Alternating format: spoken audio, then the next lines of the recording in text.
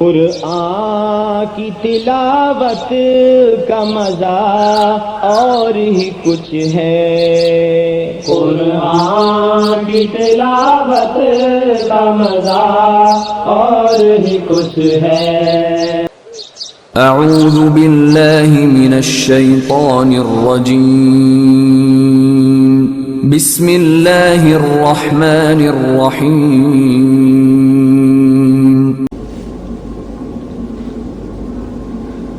وما من دابة في الأرض إلا على الله رزقها ويعلم مستقرها ومستودعها كل في كتاب مبين. وهو الذي خلق السماوات والأرض في 6 أيام وكان عرشه على الماء ليبلوكم أيكم أحسن عملا. ولئن قلت إنكم مبعوثون من بعد الموت ليقولن الذين كفروا إن هذا إلا سحر مبين. ولئن أخرنا عنهم العذاب إلى أمة معدودة ليقولن ما يحبسه ألا يوم يأتيهم ليس مصروفا عنهم وحاق بهم ما كانوا به يستهزئون. ولئن أذقنا الإنسان منا رحمة ثم نزعناها منه إنه ليئوس كفور. ولئن أذقناه نعماء بعد ضراء مسته ليقولن ذهب السيئات عني إنه لفرح فخور. إلا الذين صبروا وعملوا الصالحات أولئك لهم مغفرة وأجر كبير. فلعلك تارك بعض ما يوحى إليك وضائق به صدرك أن يقولوا لولا أنزل عليه كنز أو جاء معه ملك إنما أنت نذير والله على كل شيء وكيل. أم يقولون افتراه قل فأتوا بعشر سور مثله مفتريات وادعوا من استطعتم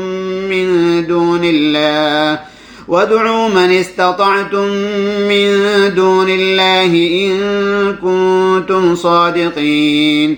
فإن لم يستجيبوا لكم فاعلموا أنما أنزل بعلم الله وأن لا إله إلا هو فهل أنتم مسلمون. من كان يريد الحياة الدنيا وزينتها نوفي إليهم أعمالهم فيها وهم فيها لا يبخسون. أولئك الذين ليس لهم في الآخرة إلا النار وحبط ما صنعوا فيها وباطل ما كانوا يعملون. أفمن كان على بينة من ربه ويتلوه شاهد منه ومن قبله كتاب موسى إماما ورحمة أولئك يؤمنون به. ومن يكفر به من الأحزاب فالنار موعده فلا تك في مرية منه إنه الحق من ربك ولكن أكثر الناس لا يؤمنون. ومن أظلم ممن افترى على الله كذبا أولئك يعرضون على ربهم ويقول الأشهاد هؤلاء الذين كذبوا على ربهم ألا لعنة الله على الظالمين. الذين يصدون عن سبيل الله ويبغونها عوجا وهم بالآخرة هم كافرون.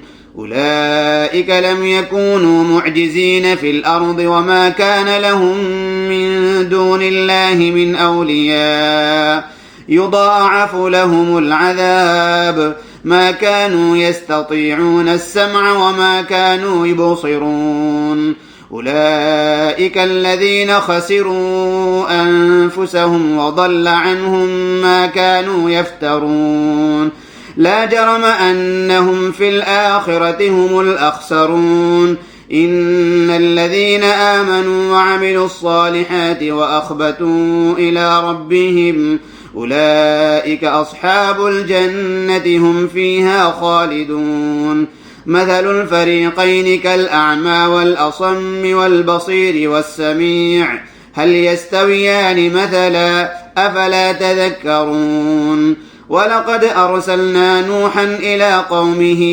إني لكم نذير مبين ألا تعبدوا إلا الله إني أخاف عليكم عذاب يوم أليم فقال الملأ الذين كفروا من قومه ما نراك إلا بشرا مثلنا وما نراك اتبعك إلا الذين هم أراذلنا بادي الرأي وما نرى لكم علينا من فضل بل نظنكم كاذبين قال يا قوم أرأيتم إن كنت على بينة من ربي وآتاني رحمة من عنده فعميت عليكم أنلزمكموها وأنتم لها كارهون ويا قوم لا أسألكم عليه مالا إن أجري إلا على الله وما أنا بطارد الذين آمنوا إنهم ملاقو ربهم ولكني أراكم قوما تجهلون ويا قوم من ينصرني من الله إن طردتهم أفلا تذكرون ولا أقول لكم عندي خزائن الله ولا أعلم الغيب ولا أقول إني ملك ولا أقول للذين تزدري أعينكم لن يؤتيهم الله خيرا الله أعلم بما في أنفسهم إني إذا لمن الظالمين قالوا يا نوح قد جادلتنا فأكثرت جدالنا فأتنا بما تعدنا إن كنت من الصادقين قال إنما يأتيكم به الله إن شاء وما أنتم بمعجزين ولا ينفعكم نصحي إن أردت أن أنصح لكم إن كان الله يريد أن يغويكم هو ربكم وإليه ترجعون أم يقولون افتراه قل إن افتريته فعلي إجرامي وأنا بريء مما تجرمون وأوحي إلى نوح أنه لن يؤمن من قومك إلا من قد آمن فلا تبتئس بما كانوا يفعلون واصنع الفلك بأعيننا ووحينا ولا تخاطبني في الذين ظلموا إنهم مغرقون ويصنع الفلك وكلما مر عليه ملأ من قومه سخروا منه قال إن تسخروا منا فإنا نسخر منكم كما تسخرون فسوف تعلمون من يأتيه عذاب يخزيه ويحل عليه عذاب مقيم حتى إذا جاء أمرنا وفارت النور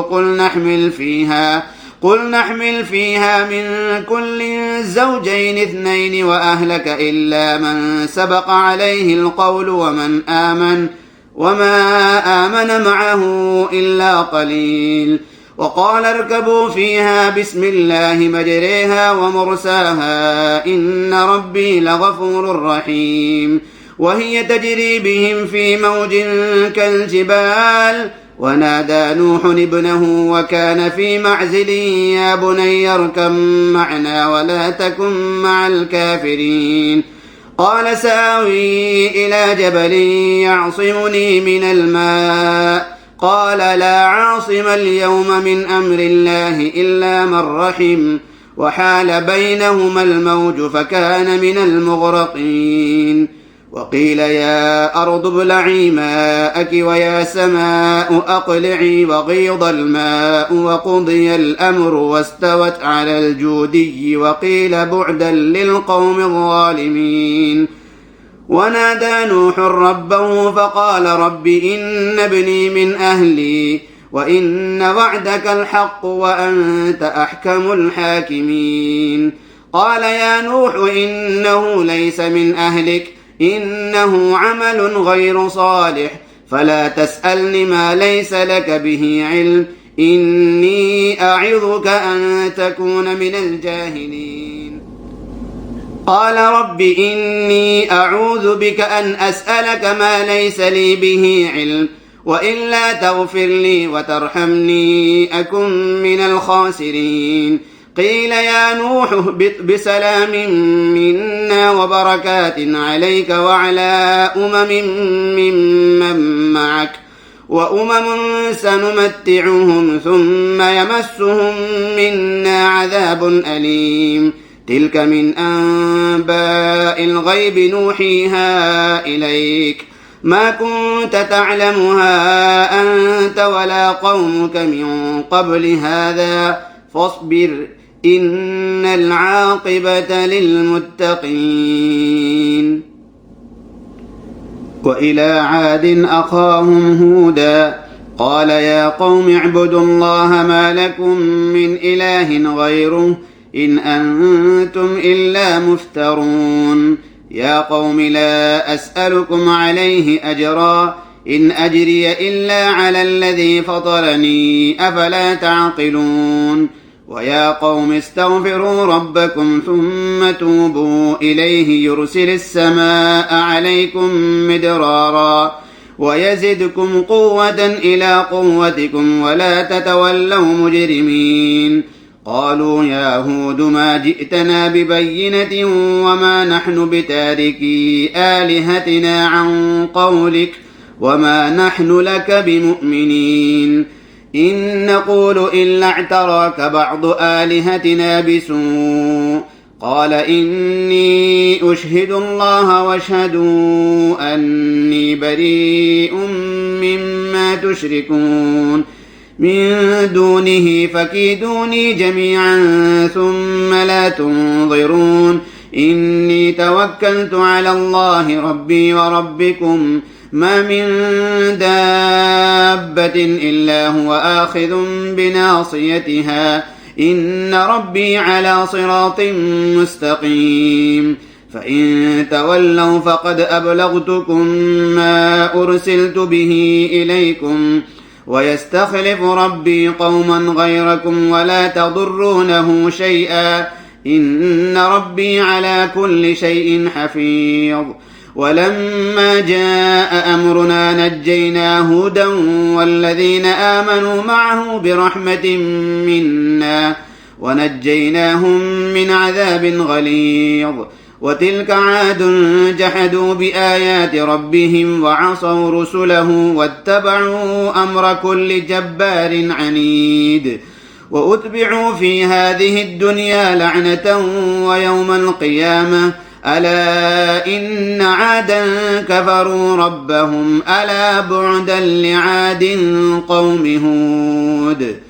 وإلى ثمود أخاهم صالحا قال يا قوم اعبدوا الله ما لكم من إله غيره هو أنشأكم من الأرض واستعمركم فيها فاستغفروه ثم توبوا إليه إن ربي قريب مجيب. قالوا يا صالح قد كنت فينا مرجوا قبل هذا أتنهانا أن نعبد ما يعبد آباؤنا وإننا لفي شك مما تدعونا إليه مريب. قال يا قوم أرأيتم إن كنت على بينة من ربي وآتاني منه رحمة فمن ينصرني من الله إن عصيته فما تزيدونني غير تخسير. ويا قوم هذه ناقة الله لكم آية فذروها تأكل في أرض الله ولا تمسوها بسوء فيأخذكم عذاب قريب. فعقروها فقال تمتعوا في داركم 3 أيام ذلك وعد غير مكذوب. فلما جاء أمرنا نجينا صالحا والذين آمنوا معه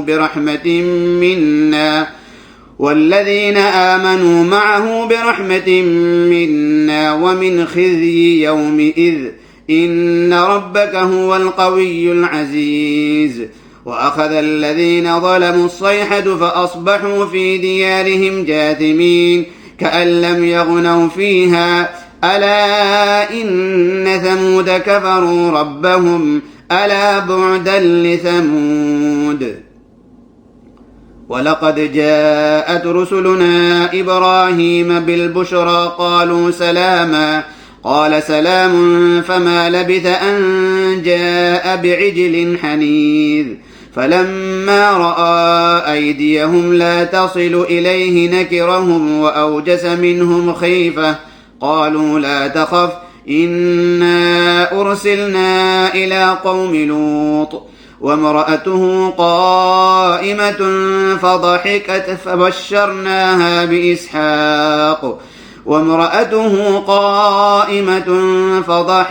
فبشرناها بإسحاق ومن وراء إسحاق يعقوب. قالت يا ويلتى أألد وأنا عجوز وهذا بعلي شيخا إن هذا لشيء عجيب. قالوا أتعجبين من أمر الله رحمة الله وبركاته عليكم أهل البيت إنه حميد مجيد. فلما ذهب عن إبراهيم الروع وجاءته البشرى يجادلنا في قوم لوط إن إبراهيم لحليم أواه منيب.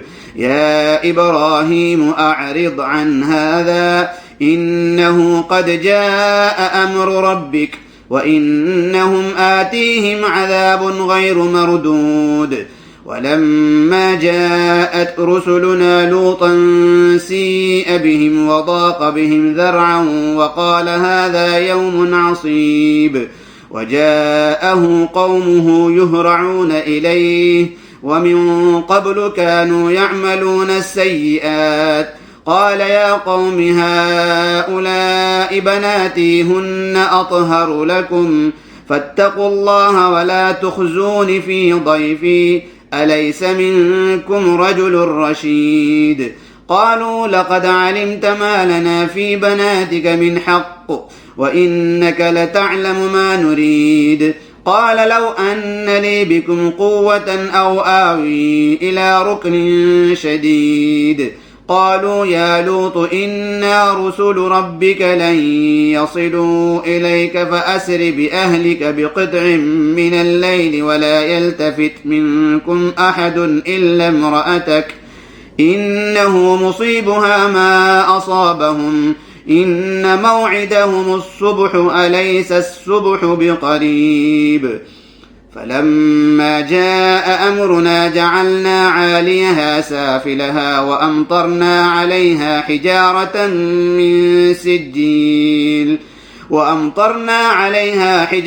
من سجيل منضود مسومة عند ربك وما هي من الظالمين ببعيد.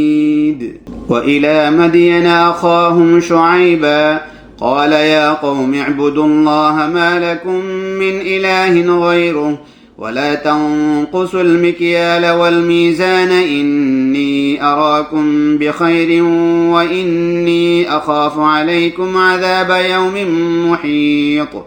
ويا قوم أوفوا المكيال والميزان بالقسط ولا تبخسوا الناس أشياءهم ولا تعثوا في الأرض مفسدين.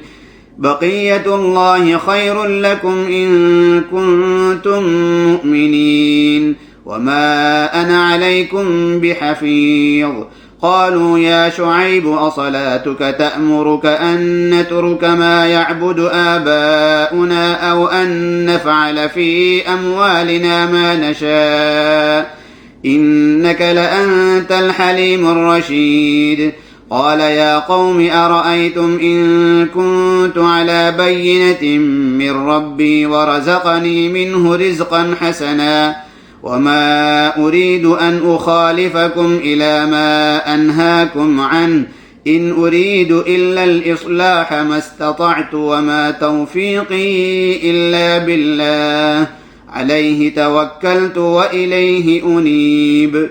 ويا قوم لا يجرمنكم شقاقي أن يصيبكم مثل ما أصاب قوم نوح أو قوم هود أو قوم صالح وما قوم لوط منكم ببعيد واستغفروا ربكم ثم توبوا إليه إن ربي رحيم ودود.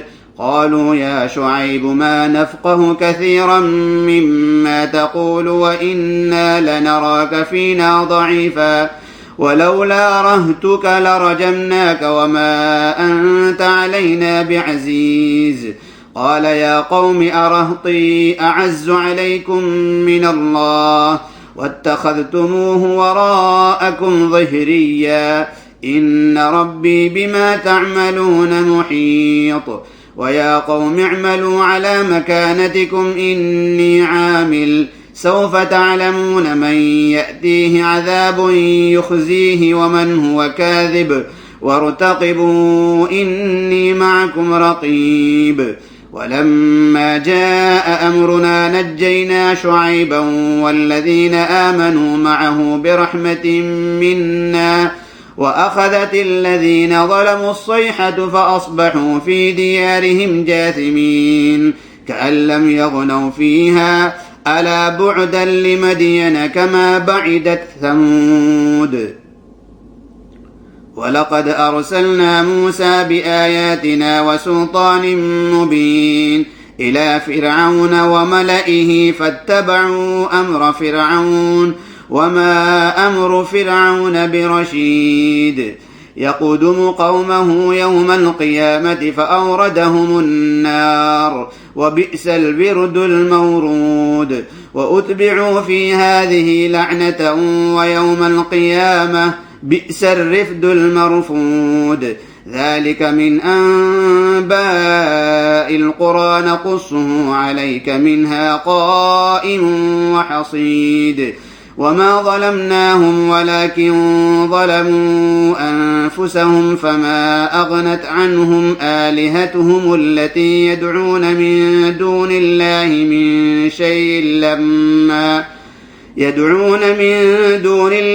من شيء لما جاء أمر ربك وما زادوهم غير تتبيب.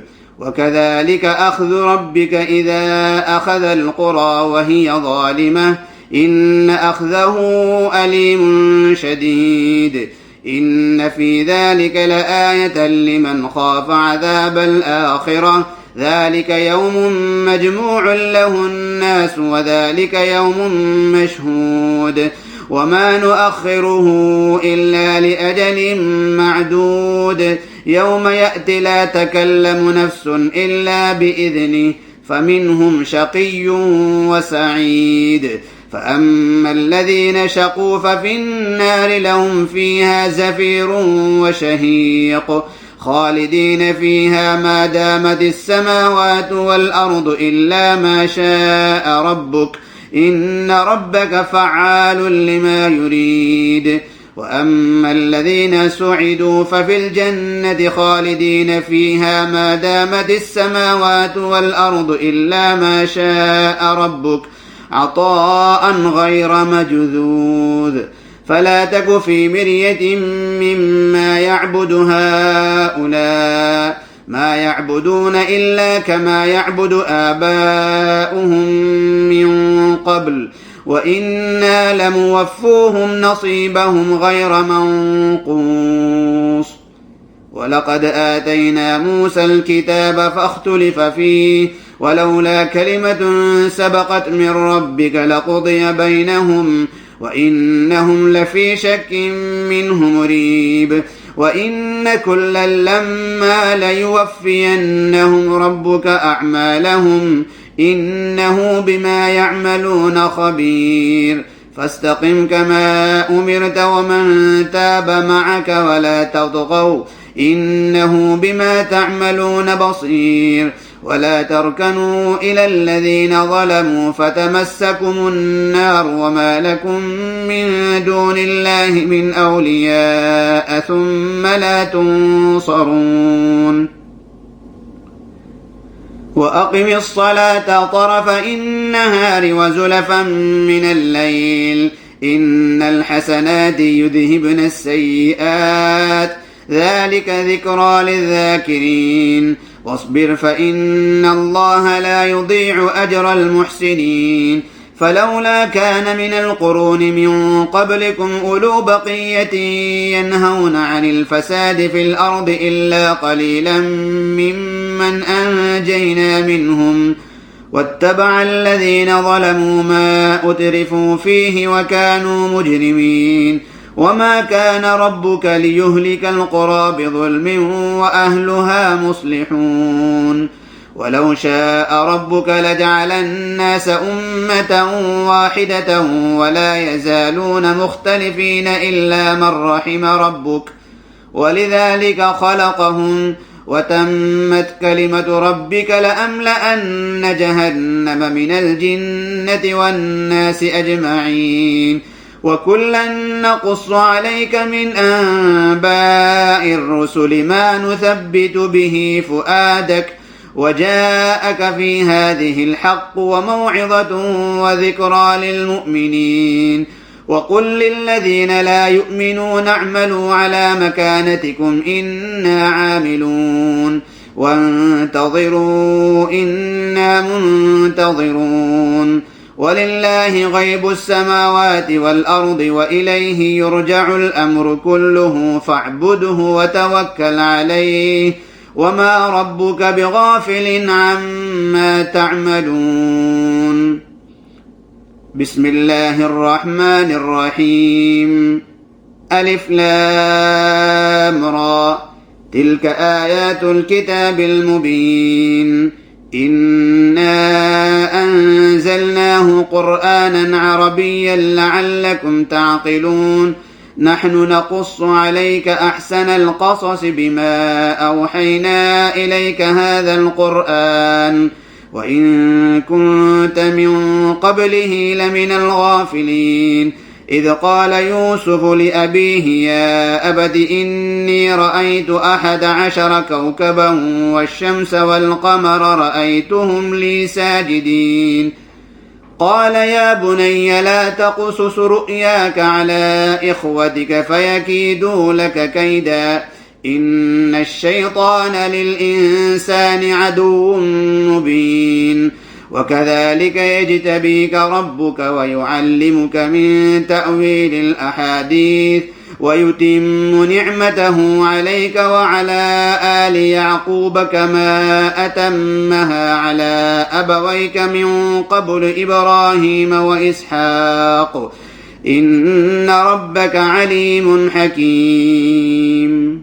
لقد كان في يوسف وإخوته آيات للسائلين إذ قالوا ليوسف وأخوه أحب إلى أبينا منا ونحن عصبة إن أبانا لفي ضلال مبين اقتلوا يوسف أو اطرحوه أرضا يخل لكم وجه أبيكم وتكونوا من بعده قوما صالحين قال قائل منهم لا تقتلوا يوسف وألقوه في غيابة الجب يلتقطه بعض السيارة إن كنتم فاعلين قالوا يا أبانا ما لك لا تأمنا على يوسف وإنا له لناصحون أرسله معنا غدا يرتع ويلعب وإنا له لحافظون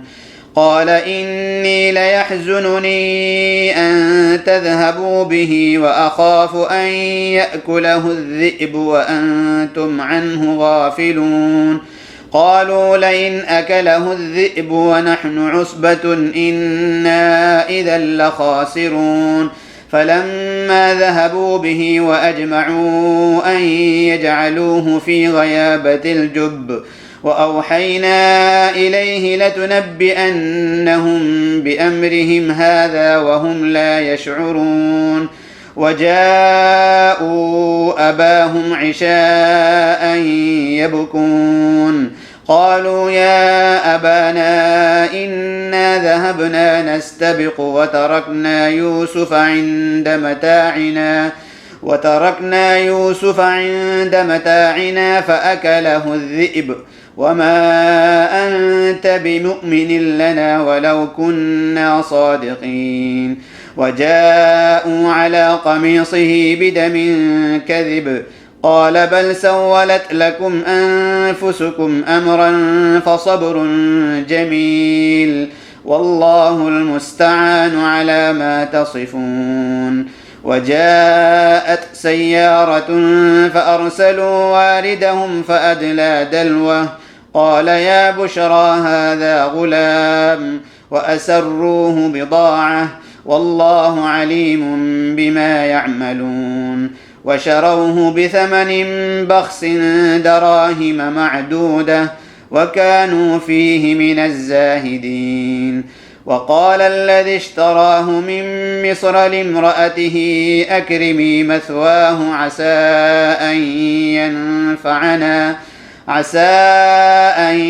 ينفعنا أو نتخذه ولدا وكذلك مكنا ليوسف في الأرض ولنعلمه من تأويل الأحاديث والله غالب على أمره ولكن أكثر الناس لا يعلمون ولما بلغ أشده آتيناه حكما وعلما وكذلك نجزي المحسنين وراودته التي هو في بيتها عن نفسه وغلقت الأبواب وقالت هيت لك قال معاذ الله إنه ربي أحسن مثواي إنه لا يفلح الظالمون ولقد همت به وهم بها لولا أن رأى برهان ربه كذلك لنصرف عنه السوء والفحشاء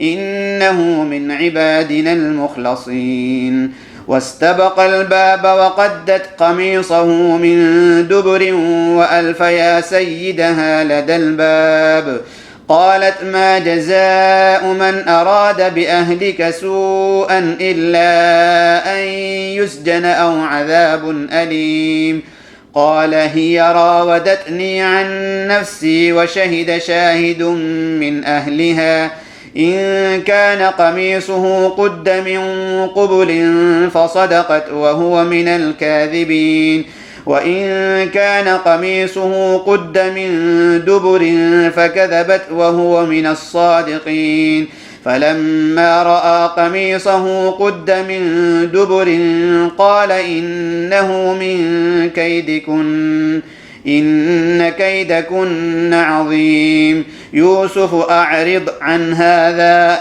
واستغفري لذنبك إنك كنت من الخاطئين وقال نسوة في المدينة امرأة العزيز تراود فتاها عن نفسه قد شغفها حبا إنا لنراها في ضلال مبين فلما سمعت بمكرهن أرسلت إليهن وأعتدت لهن متكأ وآتت كل واحدة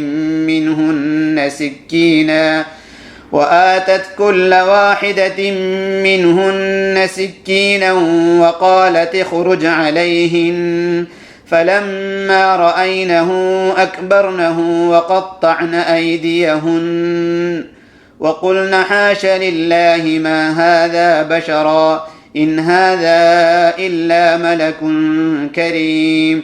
قالت فذلكن الذي لمتنني فيه ولقد راودته عن نفسه فاستعصم ولئن لم يفعل ما آمره ليسجنن وليكون من الصاغرين.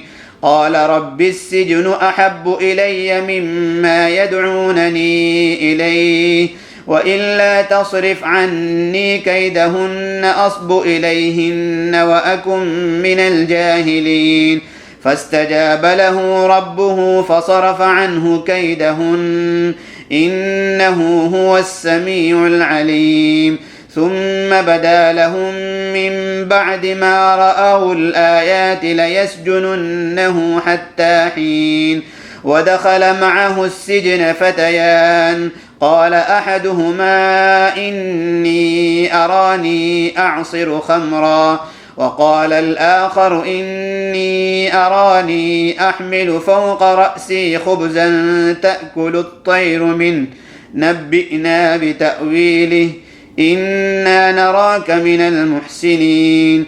قال لا يأتيكما طعام ترزقانه إلا نبأتكما بتأويله قبل أن يأتيكما ذلكما مما علمني ربي إني تركت ملة قوم لا يؤمنون بالله وهم بالآخرة هم كافرون واتبعت ملة آبائي إبراهيم وإسحاق ويعقوب ما كان لنا أن نشرك بالله من شيء ذلك من فضل الله علينا وعلى الناس ولكن أكثر الناس لا يشكرون. يا صاحبي السجن أأرباب متفرقون خير أم الله الواحد القهار. ما تعبدون من دونه إلا أسماء سميتموها أنتم وآباؤكم ما أنزل الله بها من سلطان إن الحكم إلا لله أمر ألا تعبدوا إلا إياه ذلك الدين القيم ولكن أكثر الناس لا يعلمون. يا صاحبي السجن أما أحدكما فيسقي ربه خمرا وأما الآخر فيصلب فتأكل الطير من رأسه قضي الأمر الذي فيه تستفتيان. وقال للذي ظن أنه ناج منهما اذكرني عند ربك فأنساه الشيطان ذكر ربه فلبث في السجن بضع سنين. وقال الملك إني أرى 7 بقرات سمان يأكلهن 7 عجاف و7 سنبلات خضر وأخر يابسات يا أيها الملأ أفتوني في رؤياي إن كنتم للرؤيا تعبرون. قالوا أضغاث أحلام وما نحن بتأويل الأحلام بعالمين. وقال الذي نجا منهما وادكر بعد أمة أنا أنبئكم بتأويله فأرسلون. يوسف أيها الصديق أفتنا في 7 بقرات سمان يأكلهن 7 عجاف و7 سنبلات خضر وأخر يابسات لعلي أرجع إلى الناس لعلهم يعلمون. قال تزرعون 7 سنين دأبا فما حصدتم فذروه في سنبله إلا قليلا مما تأكلون ثم يأتي من بعد ذلك 7 شداد يأكلن ما قدمتم لهن إلا قليلا مما تحصنون ثم يأتي من بعد ذلك عام فيه يغاث الناس وفيه يعصرون وقال الملك ائتوني به فلما جاءه الرسول قال ارجع إلى ربك فاسأله ما بال النسوة اللاتي قطعن أيديهن إن ربي بكيدهن عليم قال ما خطبكن إذ راوتن يوسف عن نفسه قلن حاش لله ما علمنا عليه من سوء قالت امرأة العزيز الآن حصحص الحق أنا راودته عن نفسه وإنه لمن الصادقين ذلك ليعلم أني لم أخنه بالغيب وأن الله لا يهدي كيد الخائنين